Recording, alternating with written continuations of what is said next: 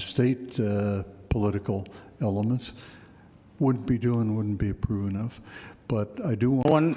Everyone on the left's finished speaking before I go to the right. But before I go to the right, I'm going to just say something to many of you who came here and expressed to council that they felt that you feel that maybe enough's not being done. I just want you to know a couple things. One, of course, the Las Cruces Police Department is doing everything within their power to catch these perpetrators. When they arrest them, sometimes they go to detention center, and depending on the judge, they're released.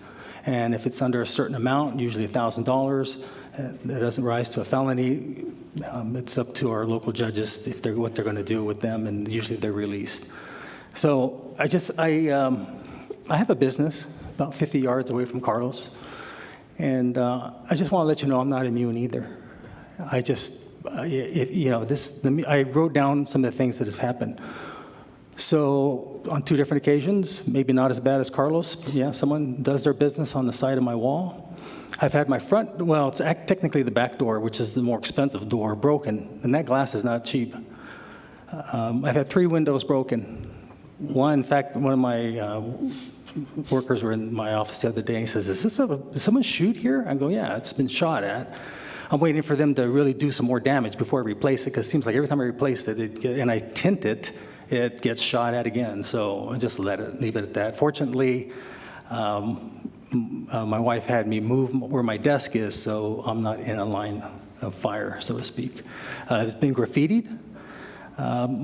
This one's a new one. When my truck is parked, I just had some, I'll just call it, for the lack of a better term, well, I won't say nothing. Just this person just took a rock and just thought they'd just break my windshield. And, okay. I've had 2 or 3 cameras stolen, and they're up high. They're not, they had to have used a ladder, maybe a ladder on top of a truck. And my shed, I don't have a shed anymore. Was getting broken into. They took so many things, all my tools. I mean, it just was. And they found some old checks that probably date back 20 some odd years. I didn't even know were there. The account is closed. And they caught him in El Paso writing some forged checks. Fortunately, the check cashing people called me and asked if this person works for me. And I said, absolutely not. So I feel your pain. I really do. I understand it. And believe me, I don't like it either. It's cost me several thousands of dollars as well.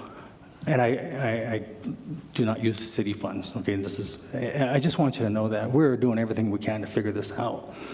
You know, I've been in politics in local office for over 30 years. I have never seen it like this. And it's not just our town. It's every city. I belong, well, I just came off the board as the Board of Advisors of the United States Conference of Mayors, and we would have meetings and mayors around the whole country. It's just totally different. Look at El Paso. El Paso used to tout themselves as the largest, safest city. It seems like every weekend there's something going on. Somebody, unfortunately, loses their life. It's just so many things that are happening right now, and we're fortunate that we still have men and women of law enforcement who want to do this job. Look at that poor officer who got killed. He was just doing a traffic stop, gets shot in the face with a sawed-off shotgun, and died. That's just, you know, I'm going to talk a little bit later. I don't normally talk at council comments, but I'm going to be talking. I've been looking for some stuff here because it's the judicial system. I believe that this alleged person that shot this officer had an incident earlier in the year and was released with a weapon against a police officer and was released. That's not right. And so it's going to take each and every one of you to rise to your state reps, your state senators, and tell the governor enough is enough.